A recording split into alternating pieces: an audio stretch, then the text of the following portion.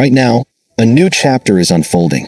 Hyundai Heavy Industries has opened its shipyard in Subic Bay, and behind closed doors, negotiations are accelerating.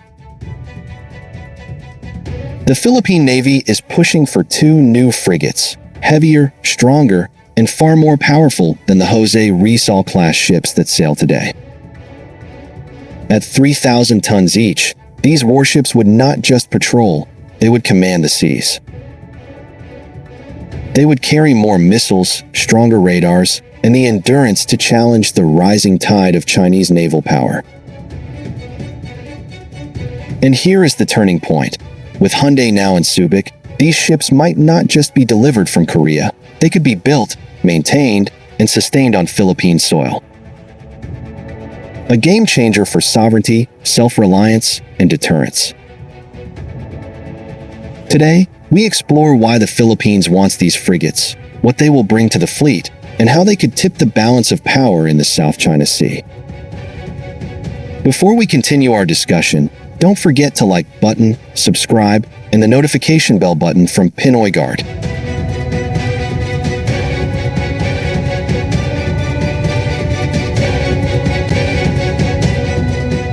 Welcome back to Pinoy Guard. Let's start with the current position of the Philippine Navy. In 2020, the BRP Jose Rizal, the Navy's first purpose-built guided missile frigate, sailed into Subic. A year later, in 2021, its sister ship, the BRP Antonio Luna, followed. Together, these 2 Jose Rizal-class frigates are changing the face of the Philippine fleet. Finally, the Navy has ships with modern radars, surface-to-air missiles, and the endurance to patrol deep into the country's exclusive economic zone. But this is just the beginning. In 2023, the Philippines signed another agreement with Hyundai Heavy Industries for 2 more light frigates, the BRP Miguel Malvar and the BRP Diego Silang. By 2026, the Philippine Navy will operate 4 modern light frigates, fast, efficient, and a significant upgrade from the old World War II-era ships that once carried the burden of maritime defense. But herein lies the problem. These 4 ships, while capable, are still considered light frigates. They are excellent for patrols and limited combat, but lack the heavier armament and deeper magazines needed to compete with China's growing fleet of destroyers and cruisers. This is why the Navy is now negotiating for 2 additional warships, each weighing approximately 3,000 tons, heavier than the Miguel Malvar-class. So why heavier frigates? The answer is clear. First, endurance and range. Heavier frigates can patrol farther and stay longer at sea, ensuring the Philippines maintains a presence in contested waters such as the Calayan Island Group in the West Philippine Sea. Second, greater firepower. A heavier hull means space for more vertical launch cells, larger radar arrays, and potentially even long-range anti-ship and land attack missiles. Third, survivability. These ships can absorb more punishment. A heavier displacement allows better compartmentalization, thicker structural reinforcements, and more redundancy in systems. In short, they can keep fighting even when damaged. And finally, fleet doctrine. With 4 light frigates already in service or under construction, the addition of 2 heavier frigates would create a layered fleet structure.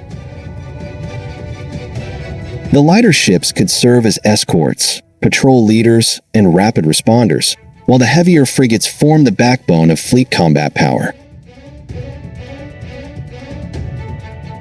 The timing of this negotiation is no accident. On September 2nd, Hyundai Heavy Industries inaugurated their shipyard in Subic Bay, Zambales. This is not just about jobs and local investment, though those are important. It is about strategic independence. For decades, the Philippines had to rely on foreign shipyards to build, upgrade, and maintain its most advanced vessels.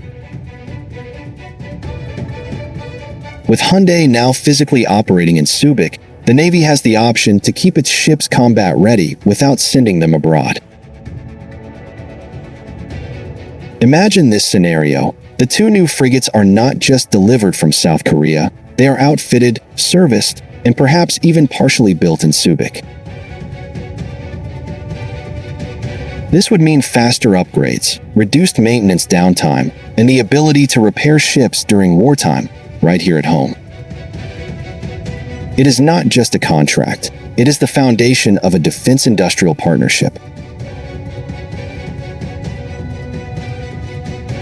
Some critics point to incidents, such as the BRP Antonio Luna sustaining damage during a training exercise in Malaysia earlier this year, asking, are these ships truly robust?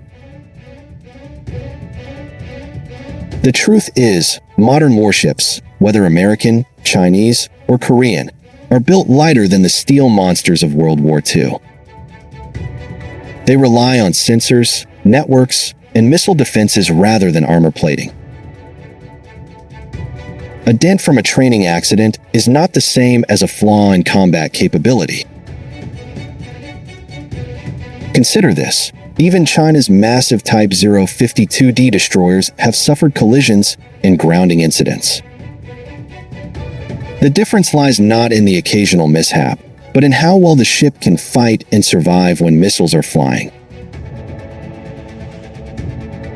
Hyundai's designs have already proven themselves with the Korean Navy, which operates in one of the most demanding maritime theaters in the world. The Jose Rizal-class may be classified as light frigates, but their performance in Philippine service has been reliable. A heavier variant, at 3,000 tons, would bring that reliability with added endurance and combat punch. What could these new frigates look like? Analysts suggest they could be based on Hyundai's HDF 2600 design, an improved version of the Jose Rizal-class, but scaled up for heavier displacement. Another possibility is the HDF 3500, which resembles a compact destroyer with advanced radar and a large vertical launch system. If the Philippines opts for a customized variant, we may see a 3,000-ton frigate with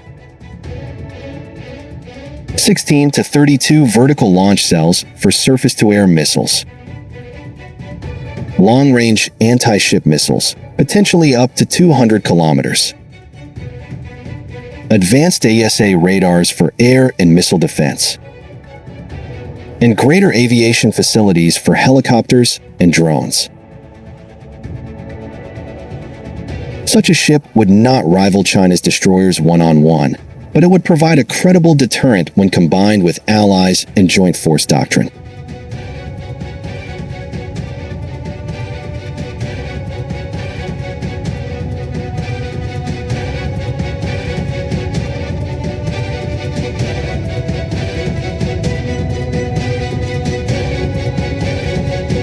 So what does this mean for the Philippines? First, maritime sovereignty. With 6 modern frigates, the Navy will finally have enough assets to maintain a constant presence in both the West Philippine Sea and Philippine home waters. Second, regional deterrence. While the Philippines cannot match China's ship for ship, it can field modern platforms that complicate Beijing's calculus. Every missile cell, every advanced radar, and every new frigate increases the cost of aggression. Third, joint force development. These heavier frigates will not fight alone. They will work with Philippine Air Force fighters, coastal defense missile batteries, and Philippine Marine Corps shore-based air defense systems. Together, they create a web of defenses across land, sea, and air.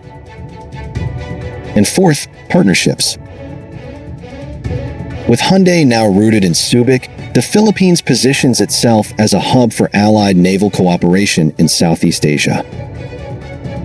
American, Japanese, and Korean ships regularly visit Subic.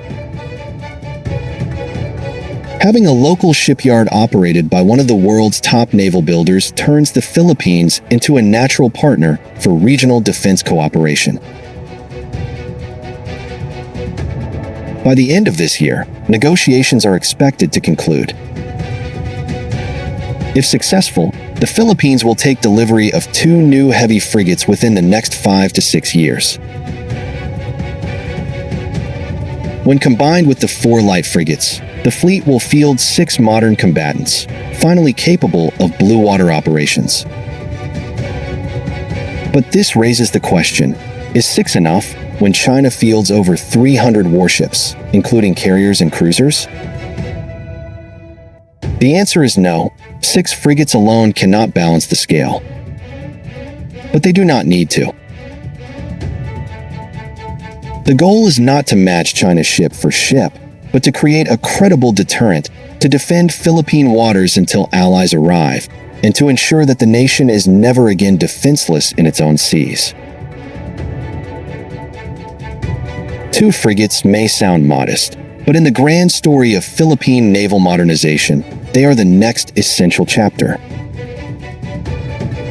What do you think? Should the Philippines go even further, pursuing destroyers and submarines, or should it focus on maximizing the power of these 6 frigates? Tell us in the comments and join the discussion.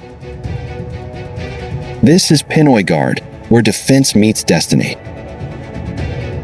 Like, share, and subscribe for more deep analysis on the future of the armed forces of the Philippines.